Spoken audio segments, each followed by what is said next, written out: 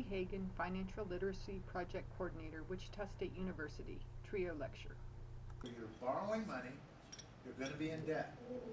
It's yellow because they're federal student loans. There's lots of stuff about federal student loans that make them, and I'm going to use a subjective word, better than private student loans.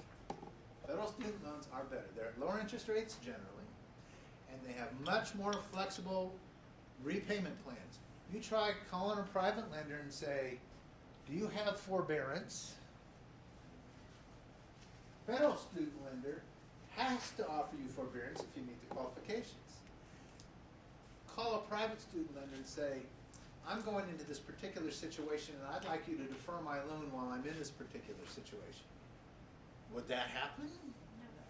I had a daughter in the Peace Corps. Her federal student loan was deferred for that particular situation by law. Okay? By law. So, she didn't have to pay on her student loan when she was making the pittance she made just to get by in Morocco. All right? So, that's another dollar. It's not good. All right, so these student loans are much more flexible in their repayment and they are less expensive. Cross into red as a limit, and I'm going to show you why. Those might be in the area of afford, but you go past that and do things like credit cards, private student loans. There are people that cash in their retirement accounts to go to school or help their children go to school.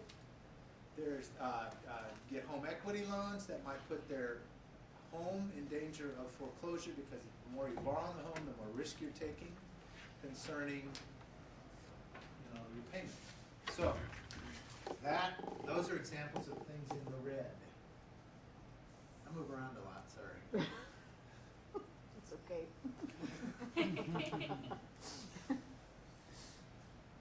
I don't like doing this, do I? No.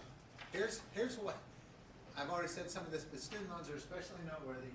The bad news is you cannot get out of it.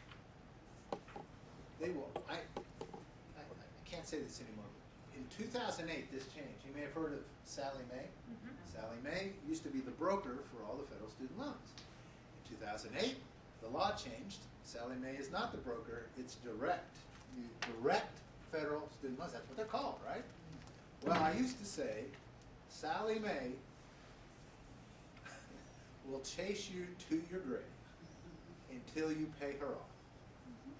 Now, the federal government will chase you to your grave until you pay them off if you have a federal student loan. There's very few instances where you can have it forgiven. There are certain programs you can, as you're getting into them, where you can get partial forgiveness, public service, teaching, and things like that. Know before you go, all right? Read up on it before you get into it. Just because you're a teacher doesn't mean you'll get partial forgiveness on your student loan. You've got to be a certain kind of teacher in a certain kind of place. All right? Now, I'm not in that area. I just know of it. So you decide, and you look it up. Bad news. Good news, and I already said that the federal student loans have many flexible repayment plans, and they have things like deferment and forbearance. And the definitions of that stuff is right on the website for the federal student loans. Don't assume you'll always get it. Know what it is. Forbearance is generally for financial difficulty. Deferment is for specific reasons like, hey, I'm in school, or hey, I'm in the Peace Corps, or hey, I'm in the military. I think those are reasons for deferment. I know the first two are. Here is why federal student loans are yellow and on past them is red. Okay? I'd like to spend a little time on this slide so everybody understands. So this is where you would, despite having just eaten lunch, stay awake anyway. Okay? This is where if you fall asleep after this, so it's better than if you fall asleep before. This is the crux of the matter on afford. Because if you have to borrow, here's the limit that I urge you to try to observe. I can't make you, can I? I just urge you to try to observe. This 27, well, this may not apply to you. This is good, though. Well, you might have some already. $27,000. Okay, for Perkins loans? Pell Grants, Perkins loans. Start with a P, one's a grant, one's a loan. You got it. Perkins loans, if you are in a situation after you FAFSA, which is called extreme financial difficulty. All right? Stafford loans is where most people are. Is anybody in federal student loans who heard of Stafford? Is that something that goes on right here? All right. Stafford loans is where most people are. Those are the ones that are, by law, 6.8% interest. The subsidized ones subsidized means interest doesn't start piling up until you start paying back. When do you have to pay back a student loan? 6 months after school. 6 months, and she qualified it after school, whether you graduate or not. Yep. Or 6 months after you go less than half time. So, here comes the federal government with a bill 6 months after you leave school, whether you graduate or not. Based on that slide with the green stuff, do you have the qualification necessary maybe to earn enough money to pay back that loan if you haven't graduated? Probably not. Some college is barely better than high school as far as average income. Associate's degree is significantly better than, I don't want to say just high school diploma. In 4 years, you can borrow about $27,000 is the maximum in a Stafford loan. Now, I see that it says dependent and independent. Does that, basically, if you're an independent student, it's okay to go higher? No, by law, you can go higher. If you're independent on the FAFSA, and this is a lot different than being independent on your taxes, okay? There are 13 questions on the FAFSA. I don't know the 13 questions. I don't know if you have to answer no to just one or yes to just one, but there are 13 questions on the FAFSA. And it's a deal where that is how the FAFSA determines if you're independent on it. You can be an independent person. You can be earning your own living. You can be not a dependent on your parents' tax return anymore, but not independent for the FAFSA. And it's two different sets of rules. Okay? Okay. Independent on the FAFSA can borrow a lot more, or up to $45,000. You can get really into hawk. All right? And I philosophically disagree with that because look, you can borrow. So your monthly payment's gonna be $517 a month. Pay back $62,000. That most people can't afford, and here's why. Most people are here. And even if you're over here, you should be here, okay? And here's why. This is no interest until you start paying back. This is interest starting as soon as you borrow. See the difference? $7,500 worth of interest. It's the difference over a 10-year loan. That payment period starts 4.5 years after you borrow the first one as a freshman. If you borrow 4 years. Questions on that? It's a 14.5-year deal. If you start borrowing as a freshman to pay it off. 4 years of school, 6 months of grace period before the bill is due. 10 year. This is a 10-year repayment. You can pay back faster if you want, but here's why afford. 2 reasons. It's an emerging rule of thumb right now that you shouldn't borrow more than you think you might earn your first year out of school. See those numbers that you have to pay back between 37 and 44? That's why it's a limit.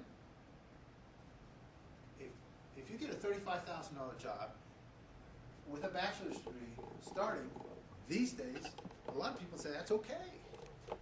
That's less than 37.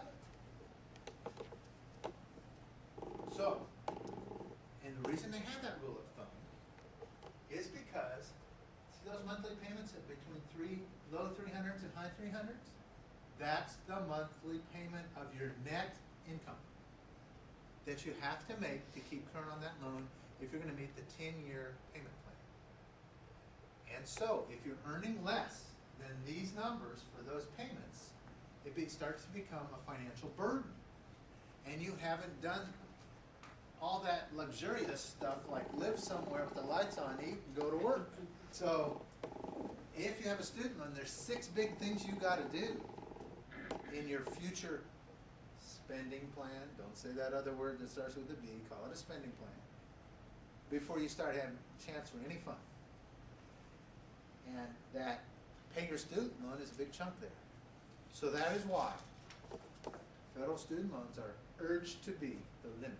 Does it make sense? I can go on to the next slide now. I really want to spend enough time on this so everybody knows. Heard of Parent Plus loans?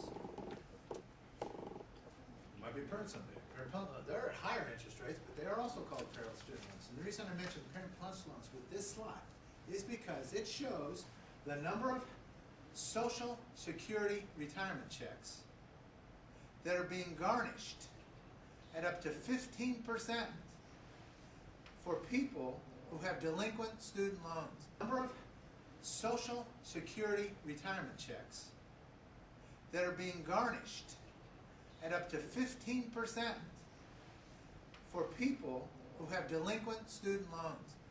The government will chase you to your grave until you pay them off. They will garnish, take up to 15% of your Social Security retirement check. That's crazy. If the deal. Oh, I know, but It is a federal debt.